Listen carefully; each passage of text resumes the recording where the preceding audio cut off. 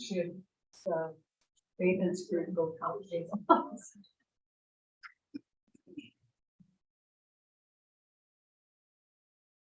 In progress.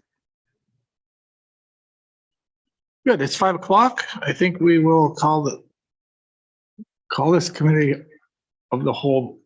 I hear myself. Are we good now? Okay, thank you. We'll call this committee of the whole meeting to order.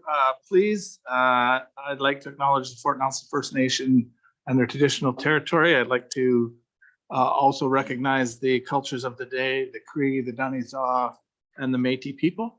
I'd like to recognize our common treaty and the rights that are inherent within that treaty. Today's meeting is being streamed and is available to the public to attend virtually. Are there any council additions to the committee of the whole meeting? Seeing none, are there any staff additions? Thank you.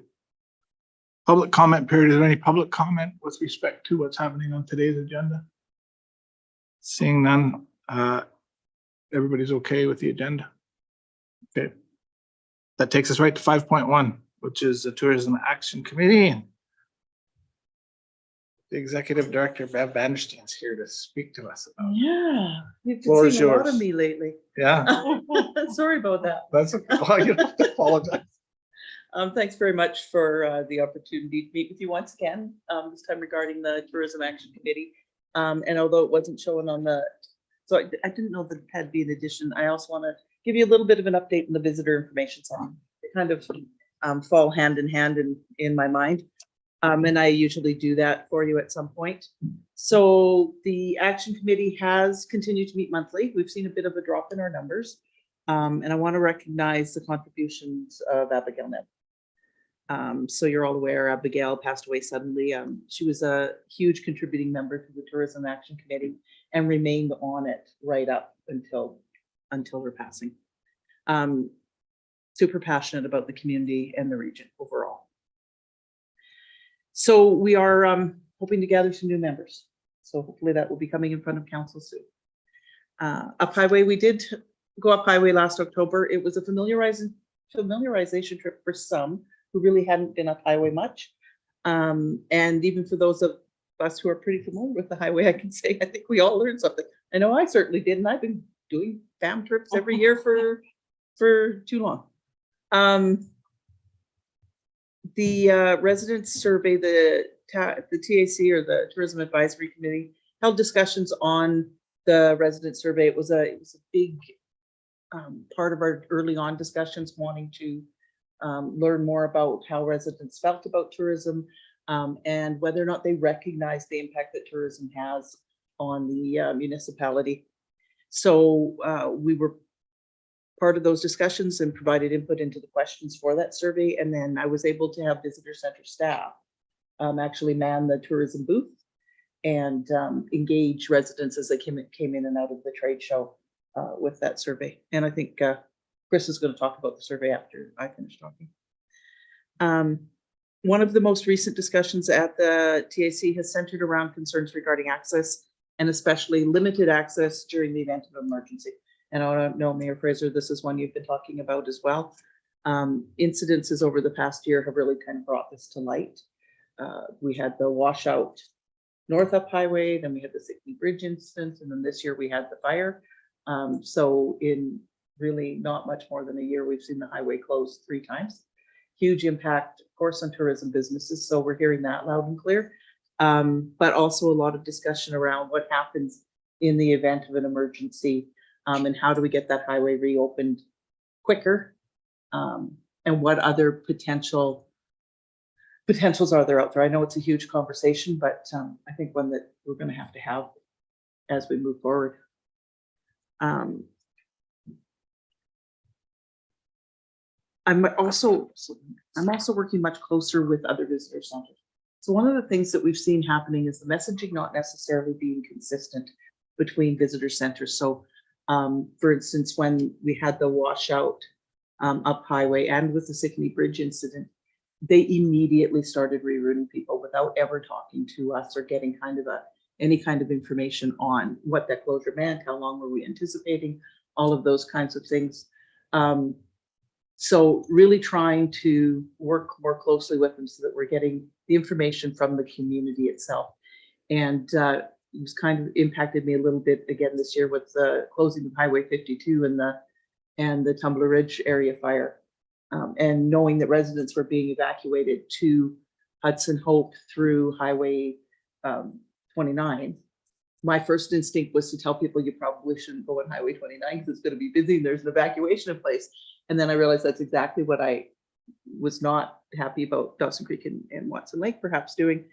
So we made the phone call to Chetwynd and to Hudson Hope, and discovered that no, everything was good.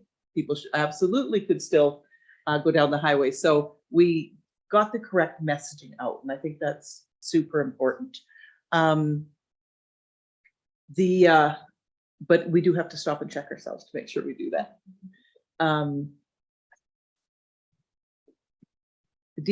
Destination BC has also started asking us to collect emergency stats. So to collect from the visitors, if they're asking questions about specific emergencies within the province, what are they? What are their concerns? And how many of those kinds of questions are we getting?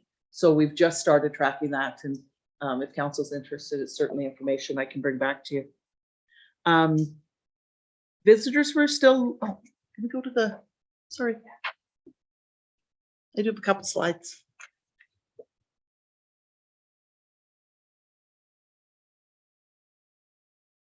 We can go right to the next one.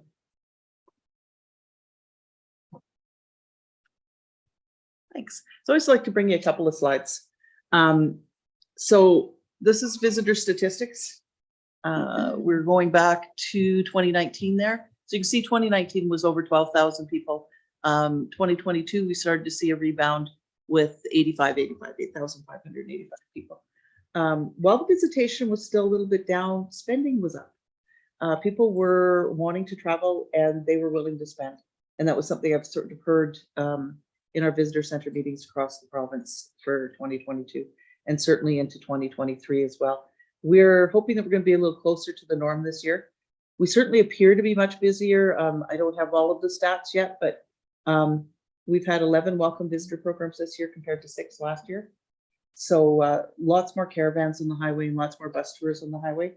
There was, which also prompted some of that concern when the highway shut down to the fire, because those guys then don't come. And I think that actually was some of the resulting numbers in 2022 was the number of, just talking to operators, Triple G Campground or stuff at Northern Rockies, was the number of bus tours and caravans that canceled because of those incidences on the highway. So the second slide just gives you an idea. No, there we go. It gives you an idea of visitor origin. So the blue is Canada, the red is the US, and the green is international. So I kind of skipped 2020 because we know that's going to be not good. It'll be little tiny lines that you can't see. So you can see 2019 really overwhelmingly US. Then in 2021, Canadians actually started to creep up, and I think we're gonna see that kind of hold its own still, with more Canadian travelers, and certainly fielding a lot more just anecdotally phone calls and emails from Canadian travelers. So just an interesting, as we move forward and look at marketing, and certainly the US and Canada are probably where we need to target most of our efforts. I also wanted to mention, so it's got nothing to do with the slides now, but Harvey and Krista were able to access some grant funding to make one of my wish list items come true in the visitor center, and that was to put in automatic door openers on the bathroom doors. Those doors were really quite heavy, and people with mobility issues really either struggled or had to have help to get the doors open, either in and out. The door openers are like magic. They're fabulous. So really appreciate that. And what we're hearing, the visitors are certainly appreciative as well. We've had the visitor center staff, so I'm kind of going back and forth PAC visitor center, but we've had the visitor center staff working with Krista specifically, but the NRM on a few projects as time allows there, including updating the Northern Rockies tourism calendar on the tourism website. So getting all the events and stuff that are happening over the summer up on that. I'm not requesting an increase to the budget, so let me preface it with that. However, I do want to just acknowledge that we haven't had any increases for several years now. And we have seen things like minimum wage increase 47% since 2018. So it is something we're going to have to probably look at moving forward. We certainly recognize and value that these are taxpayer dollars. I've always been really cognizant of that fact. And I'm certainly not expecting anything huge, but just wanted to say it out loud that we're probably going to have to look at it this year. And then I always like to end with this slide. Hopefully you can read some of that, some of it. These are comments that we've received in our guest book. And I always like to end with that because we get raves about the community, about the people they meet in the community. And I want to especially thank Harvey and the staff at the rec center, and Public Works. Sorry, I shouldn't forget Public Works. The dump station, the potable water, and the visitor center itself get comments every single day, several every day, on how clean, accessible, and appreciated those facilities are. So that's it for me. If you have questions, happy to field them. Otherwise, I'll stop talking.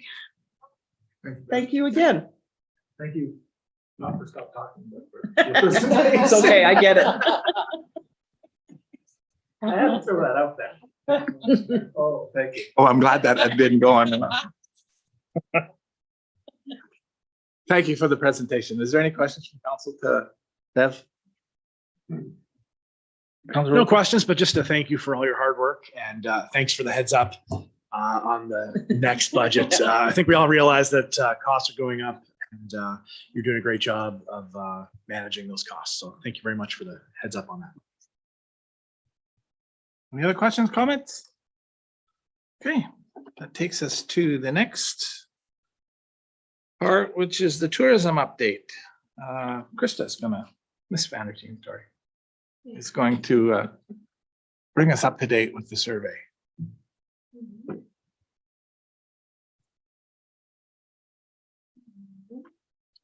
Bear with me. Is there a different view that you guys have from here?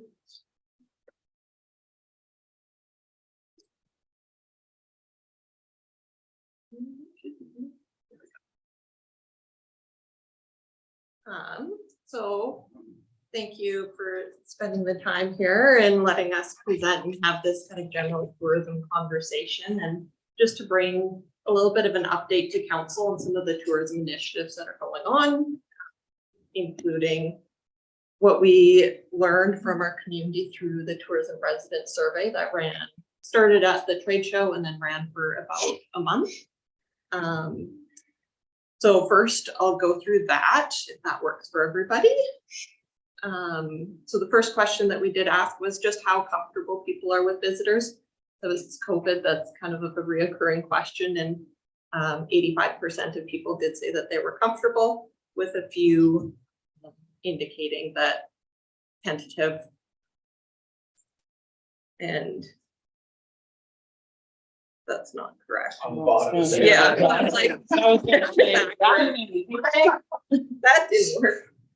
So the pie chart is correct. Oh my goodness, we're off to a great start here. I will update that for your minute. Thanks. But yes, 85% were comfortable, which is great. And then we asked if people plan on hosting friends and family from elsewhere this year, as that's a huge tourism driver in our region. So 76 people said yes, 29 said that they weren't sure yet, and 12 said no. And then where are those visitors coming from? So the majority did say British Columbia and then Alberta, with the rest of Canada, the United States, and international following. So that is interesting. Out of 117 responses, there are 8 people in the community that are welcoming international travelers here, right? So we are a place to visit and people like showing us off, right? So when their travelers do come to the region, what do they typically do? What do they share with them? So this helps us. We asked this question specifically to get a sense of what residents are currently showing off, as well as just figuring out the experiences that could either further be developed or marketed potentially. So I don't think it's a huge surprise that the Liard Hot Springs and the museum are right up there. Muncho Lake, local cafes, restaurants, local shops, Summit Lake, Toad River area, and hiking, our demonstration forest and community walking trail, and then other. Krista, were those, Yeah. were those categories that you put in there that they could take, or was it their idea to put those in So there? these ones were ideas that we provided that they could select Yeah. as many as they wanted. And then this is, so there was the other section where they were able to put in some comments. So things about just generally having dinner and talking to people in backyard campfires and ATVing, hunting. Trapper's Den came up twice from random, just Mhm. that they pulled out them completely themselves. The river, Tetsa River camping. Yeah, the rec center, Northern Lights. Yeah, so, and then these comments, people actually have to take the time to enter as well, which means that they were really invested and interested in the survey. So that's also great. And then which of the following do you believe are impacted by tourism? So people could select all of the above or as many as they wanted. So this one was really to help gauge what the education or the awareness is in the community with residents on, because tourism isn't as obvious of an industry as say oil and gas or forestry, where people pretty much directly connect what jobs are connected, or at least more so with the direct jobs. So this one was put out, so the options were provided. And then there were a couple other comments, with one person saying everything, which is interesting, but lots of people did actually connect a lot of those different topics. Can you see them or do you want me to read them out? You could read them for me. Okay. I can't see that. So I'll read them bottom up from most popular. So restaurants, food and beverage, gas stations. So 104 people said clicked for the restaurants, food and beverage. 94 selected gas stations. 89 selected accommodation. 76 for grocery stores. 75 for airport. 72 for vehicle repair. 54 for outfitters. 46 for fuel hauling. 40 for trucking. 34 for construction, and 5 for other. And then considering that question, do you work in tourism? And the resounding response was no, which might indicate that that's an opportunity for us to be sharing and educating and connecting with people that people seem to be recognizing at the one level, but not necessarily potentially when it comes to their everyday lives, how they directly connect in. That 74 people said no, even though in the last question, most of the things had some awareness associated with it. So that's really interesting. So this one, this was the best way that I could figure out how to show this question. So we asked people what they participate in, or region. And then this specific one is during the spring, summer, and fall months. And then how often. So they had the options of rarely or never, occasionally, which would be a couple times a season, some, which would be a couple times a month, and regularly, which would be a couple times a week or more. So I have listed these off in order of reading order. So camping had the highest number of people that said that they would be doing camping at least a couple times a month or more. And then moving to events and festivals, fishing, hunting, hiking, river boating, motorized backcountry activities, and then the hot springs.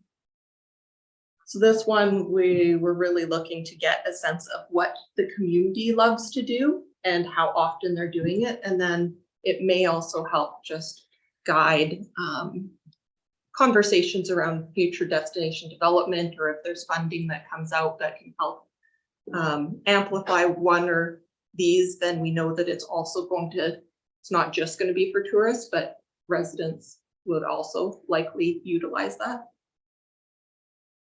And then we asked basically the same question except for the winter months, just knowing that we do things change a lot in the winter months.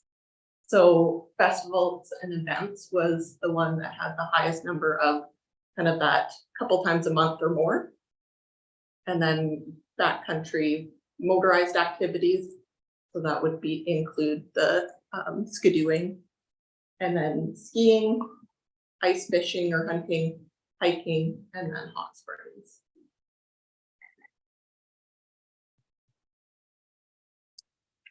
And then we just asked, are there other activities that people enjoy in the region? So these are things that people had to come up with all on their own and kind of fill in to see what we were missing. And quite a few people did say, so there was the kayaking or just the walking around, community events. So quite a few different community events were specifically mentioned. People and just the hometown feel and being around friends and family get-togethers and just talking with people in town came up from a few different ones. Kayaking, curling, golfing, biking, living the life I dream. So how sweet is that? So this is just good information on other things that people do and what people immediately thought of, geocaching. And then how supportive of are people of developing the tourism opportunities in the Northern Rockies. So 61% said that they were very supportive, or not percent, 61 people said they were very supportive. 34 people said they were supportive, 14 were neutral, 1 was not supportive, and 2 were not at all supportive.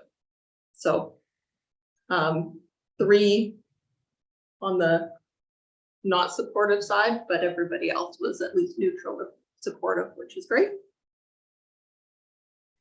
And then I won't go over all of these, but they are available and the document is available as well. But this was, are there kind of the open-ended question for people to let us know if there was anything else that they want additional, they would like to see developed further, or activities or events that they would like to see expanded or developed. So I've broken it into kind of 4 categories just based on the comments. And so there was quite a few that were related to ideas around events and festivals. There were quite a few ideas related to business ideas. So either developing skiing or hiking, more stores, more family-owned restaurants, the interpretive center for the Musqueca Chica, guided tours and white rafting tours or boat excursions. Potential business ideas for areas where we could further develop. And then amenities. So a lot of things around areas for camping or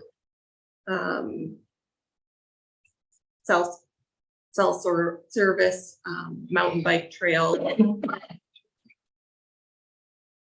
pullouts or hiking and paddleboard places.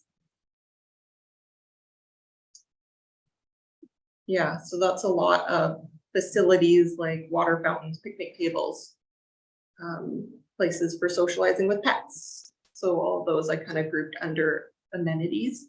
And then governance and partnerships is kind of the fourth category that I ended up bulking things under. Just around accessibility, cleanup, things related to the downtown revitalization, access to air, lights, and dust control, bears, right? So some of those things that you know is already sitting at this table on occasion. So I won't read out every single one because that would be a lot, but it is available as well. And then we asked if people were interested in learning more about tourism, and so the 62 people said that they weren't interested, but 27 people did say that they would be interested in potentially being a local ambassador. 16 people said they would be interested in educational events or brainstorming sessions, and 10 people indicated that they would be interested in potentially being a member of the TAC. So we'll be reaching out to those 10 people to follow up. Did they leave their names? Yes. Oh yeah, I'm interested, but I'm not gonna tell you who I am. Just kidding. So that was our tourism resident survey, and what we've gathered so far from it. Then hopefully it'll be useful moving forward as well. Is there any comments or questions about this before I move on to kind of the second part in my admin report? Council, please. Well, did you learn anything that totally surprised you? Or did you hear anything that totally surprised you, I guess would be a better. The difference in the responses between how many different types of businesses that people thought, that was actually higher than I was necessarily expecting it to be. But then the flip side of the majority of people saying no, even though they said yes to all those different industries, that did surprise me a little bit. Okay. But generally, I thought it was quite well received, and yeah, maybe even a little bit higher on the awareness than we've maybe been giving our residents credit for. If I may, Yeah. I think it's really interesting how much we have surveyed our residents in the past number of years that they continue to fill these things in. Like,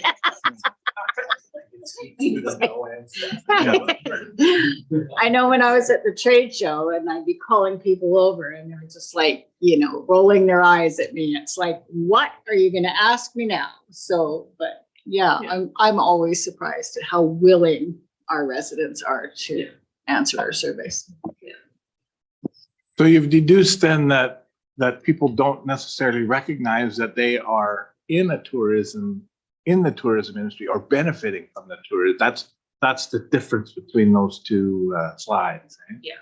Yeah, I would say that there's a disconnect between general knowledge and how it fits into everyday life. Yeah, their own Right? personal life. Yeah, how it actually fits in their or our world. Right. Mm. But I would say that that's a great opportunity for us to continue to have engagement and conversations and just keep that momentum going to help educate people and help get people more aware of how important everybody is, whether or not they're working in a restaurant or a grocery store, or even if you're just shopping at the grocery store. I can't even count how many times I've had conversations, and just because it happens in the lineup, or Mhm. and then you tell them something, or you might remind somebody of the visitor center, and they're like, oh, great, right, and it makes an impact. So, yeah, an opportunity for continued conversations for sure. Councilor Dickey? I think there's, with the question about how many times have we been surveyed, I think people do get tired of being surveyed. And unless there's an action plan that goes with that survey, when you get the results, the top priorities, how are we going to address them? The pet park is one of them. I think as council, if we could make a decision to locate that pet park and start working on it, not that it has to be done this year, but has to be in the plans or it's never going to happen. So I think starting to build that. The women's hiking. Women are the highest number of tourists these days traveling around to go hiking. So I think providing support for somebody that wants to get into that business, I think that would be another opportunity for us to support that through economic development, whether it's through the Community Futures or another organization. Ecotourism, photographing animals rather than coming up and shooting them, right? I think that would be an excellent opportunity. And then the airport, that one is always coming up. When I was speaking to Blair up at Stone Mountain, he said that flight schedule is just killing them because they don't coordinate with the hunts, and then they're overlapping, and the airport and the schedule is just wreaking havoc in that business. So I think, but I do believe that if we're going to do surveys, we also need to follow it up with some sort of action.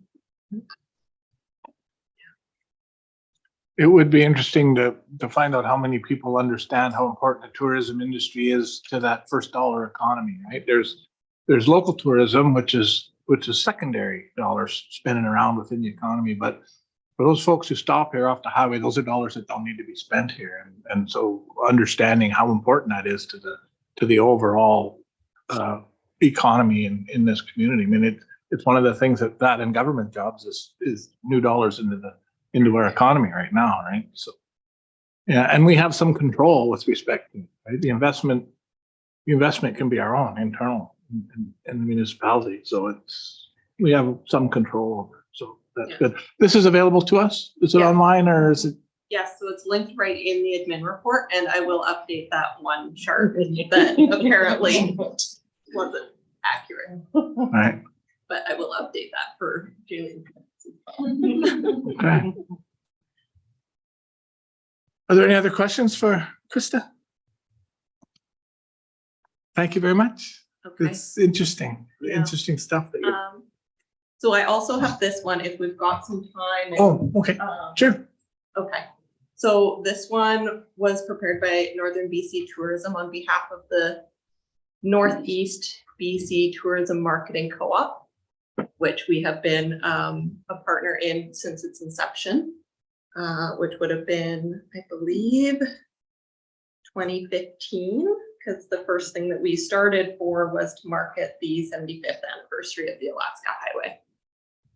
So I won't go, like, this gets really in depth and it's also available, but just to kind of do a little bit of a high level. So there are 9 communities, and then the communities, as part of, from our pink sheets, communities contribute some money, and then that money we apply to Destination BC. They've got a specific marketing program for these co-ops. So they typically match, if not a little bit more, the community contributions. And then Northern BC Tourism has also been able to leverage some of their budget on top for continuing to market the Northeast region and to just get things way further than any one community can do. So this is all available. So I'm going to kind of skip through. So the Northeast BC Co-op works mainly with Northern BC Tourism. And we have a contract for service with them now where they help administer a lot of the ongoing actions, and then working with Destination BC. And then the co-op activities kind of break into content development. So that would be creating photos, videos, yeah, Google App Stories, all sorts of different things for us to be able to share. And then the actual paid ads and digital campaigns, website development and ongoing maintenance and uploading and creating blog stories, keeping that content up and fresh. The administration, which Northern BC Tourism does for us. And then this is also where we've had some pretty significant support to attend trade shows annually as well. So last year, so this is looking at Destination BC runs on the same schedule as the province. So they run on a April to March. So this is looking at the April of 2022 to March of 2023. So the communities collectively put in 38,390 and Destination BC put in 42,417 to create our kind of working budget of the 80,000. And then Northern BC Tourism also added in about another 30,000. It's not kind of done in parallel, not fully combined. But so that breaks out into the majority of it going into digital advertising, which is just the way of marketing today, and really requires a specialist to understand and to adapt mid campaign to see how people are engaging or to know where to put money behind, and it's very complicated. So it's nice that we're able to do it through this co-op and get so much further than as an individual community. And then content development was almost 17,000. The trade shows or consumer shows, we had about 10,000 of the budget go towards. And then the marketing coordination is typically about 15% of the annual budget. So the coordination, this just goes over some of the different things that they do. So they put out newsletters and communications, and they update things on the website, and they manage all of the projects with the other agencies. So the marketing agency coordinating meetings with all the partners and reviewing campaign creative with the group, asset management. So that would be uploading any photos and videos to the Destination BC Content Hub, which is an online platform where we can access it ourselves. And then from an actual digital campaign perspective, typically, well, in this year, we applied for funding kind of in the winter months, were approved for April of 2022. We did the campaign development. The campaign was in market for 2-3 months. And then we started kind of wrapping that up and doing some other content development or buying content that already exists out there. We've also been doing that to fill in gaps of photos and stuff. And then coming to May of this year, creating this final report. Digital advertising, the geographic breakdown. So for where they've been pushing on digital campaigns is 50% to BC and Southern BC, and then 30% to Alberta and 20% to Washington. And then these kind of 4 individual pieces of the digital campaign. Do people want me to go into super detail, or are you happy at the level I'm covering? Yeah, I'm happy. Okay. Okay. It's a good report. Yeah, good. It was very well. Good. So this provides a little bit of a snapshot of the Big 5 campaign. So the Big 5 campaign really breaks right around the 5 key iconic elements that are listed in the Northeast Destination Development. So that was through a big multi-community engagement process. So that's what we kind of draw on for these. So Tumbler Ridge Global Geopark, the Hot Springs, Muskwa Kachika, the Ancient Forest, and then the Alaska Highway, and a little bit of a focus on the Mile Zero. And then some of the other posts that were going out, so focusing on the different sectors of tourism for promoting and interests. So from recreation to specifically paddling adventures or the wildlife and ecotourism.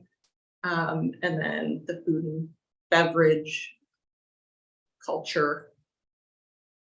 So that's an example of some of the ads that people would have seen on their phones.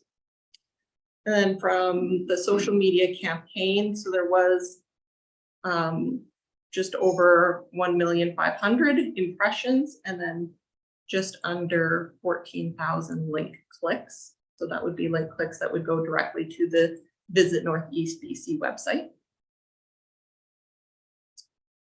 And then, so the click-through rate on the campaign was 0.68%, which is quite good. The Destination BC benchmark for success is 0.47%. So we're well above that, which is always great to see that people are receiving it and clicking through at a higher rate than the benchmark. Newsletter. So there's a newsletter that goes out to subscribers on the website. So that subscription growth did grow by 8% in that year, with 6,289 emails going out and a 40% open rate. And then on the right side, there is an example of what one of the emails would have looked like, except those would have been all in one. They are kind of stacked just for the visible representation. Verified visits. So this is slightly outside of the co-op, but is some research that Northern BC Tourism has introduced recently, where it'll actually track if somebody watched an ad in one of these campaigns and then they entered a geographic area and had their location turned on, it would count them as a verified visit. So it's very new. We're not really sure. I think it'll be a couple years before we're able to really see, especially because a lot of our visitors are taking time to plan, right? It's not like they're seeing something in April and then showing up a month later, typically. So it's just something that's really interesting to kind of see over time. And I think it would work. It typically would work a lot better for something like a specific event. So if somebody were running a really big event and they were marketing a specific group of people and they wanted to see how many people saw the ad and went to the event, that would probably be a better sense because it's more of an immediate, yes, they saw it, yes, they attended, versus seeing an ad that might spark an interest that they travel a year later. So there's some pros and cons and things to be aware of, but it's interesting nonetheless. And then content development, so creating videos and different social media cuts. They did create an 80th anniversary social cut that's been out on the social media channels, as well as a top 5 things to do in the Northern Rockies, and among kind of the bigger videos like the Marl video, which was done in past years through the co-op. And then just continuing to work on accessible experiences and promoting accessible experiences, creating that photo and B-roll, and sometimes licensing it where it already exists. So we have some fabulous photographers in town. So sometimes if we know that there's a gap, we can go out to them and just license photos that they've already taken versus sending a photographer up here to do a specific shoot. We just got some new imagery of the Liard Hot Springs, which is really nice it's always nice to have more photos because our area is so beautiful. I don't get tired of looking at photos. The written content for the website, the social media videos and different cuts. And that's just a view of how some of them looked on the phones. So they are in a vertical, which is intended for people scrolling on their phones. And then the views and counting will continue. These were just the date at the time that they created this presentation. Website content. So 38,794 page views. And then an example of some of the blogs and content that's on that website. And then that website also aims to redirect people down to the individual community websites as well. The Content Hub, which is an online platform I mentioned, which is where I'll pull a lot of our photos and videos that I use in marketing and other, even the presentation earlier. And then visitor numbers. So this is a little bit more research. So for each bar is, so the first bar is Q1, Q2, Q3, Q4, and then 2019, 2020, and 21. So seeing a bit more of a pickup starting and hopefully continuing. I won't go into this level of detail. So in the research kind of category, there's different traveler types that have been developed that specifically highlight different aspects of people that are traveling to our region. So that's done through research and postal code analysis, which just helps us understand who we're targeting, what they're interested in, even gives us kind of their average spend or household